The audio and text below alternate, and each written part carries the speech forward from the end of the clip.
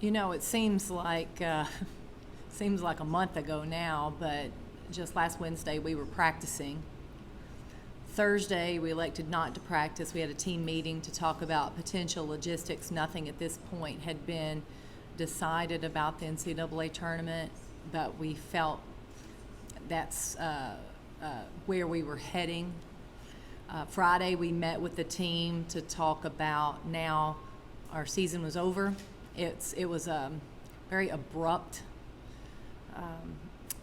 Just didn't feel like we got a lot of closure with our season because the most important thing we were talking about was the logistics and making sure that our players understood the importance of taking care of themselves and the gravity of this virus. David, what was it like getting players home these last couple days or so, and what does that look like in the state right now? Yeah, so for us, we have the majority of our team is home. They're off campus now. We've got a couple that are finishing up some things, and then they'll be heading home. And then our international student athletes, they have booked flights now to be able to get out of town. I think in a day or so. Jordan, if you would speak up. For players like Lou, this was their senior year, how do you kind of balance the disappointment of abrupt ending for them with just the reality of what's going on? You know, it was actually very difficult. I'm in our team meeting on Friday talking about the decision by the NCAA tournament and what's next. Oh, by the way, these are our seniors. This was their season, and so it was really difficult and hard to put some closure on things when basketball takes a back seat, as it should at this time. So, you know, just trying to make sure that they understood our appreciation for them and what they have done as well during this time. Coach, Andrew Donovan mentioned earlier that the committee that's still discussing eligibility, things like that the winter sports are still being discussed in terms of giving back some eligibility. Where do you stand on this one?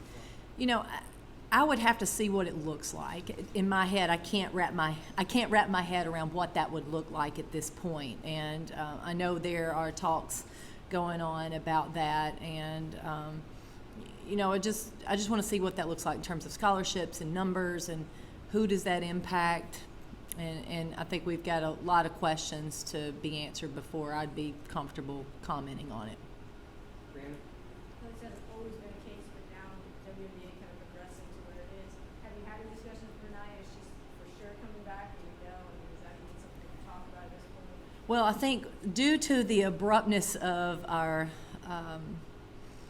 team meeting and our spring break, being on spring break, I've not had any individual meetings with our team, with our players, and I know that that's important to me, and at this point now those meetings may have to be via FaceTime. Jordan, go ahead. Have you kind of taken into consideration from a recruiting standpoint what the next 8 weeks will look like for your team? So recruiting for us right now is very simple. You do it with the phone.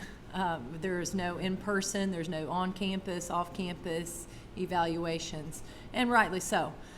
But I do think as a staff, we have to be organized. We have to be prepared to do as much as we can do through phone calls, FaceTime, emails, text, mail. I think there's a lot of things that we can still do to assist us in the recruiting world. Right. At this point, do you have any idea how many or if any of your players will remain on campus here, will be allowed to stay? Is that something you've had conversations with, Coach Fulmer as well as the players about? What does that number look like? So our administration has been terrific in communicating the updates with us, and these updates have been coming hourly. And our student athletes, we are monitoring their locations very closely. Any changes to their logistics, we're updating that with our administration as well. I'm really pleased and proud of how we've handled that. At this point, we do not plan on having any players on campus next week. Deanna? And just too, from the perspective of just a human and a mother, how are you kind of handling that as a big, with all the your two children, kind of Yeah. explaining this whole thing to them? So I think our son Jackson's in kindergarten, and he feels very confident that he understands this coronavirus pretty well. He says he might not be infected, but he could infect other people. So he has a pretty good handle on it for a 6-year-old.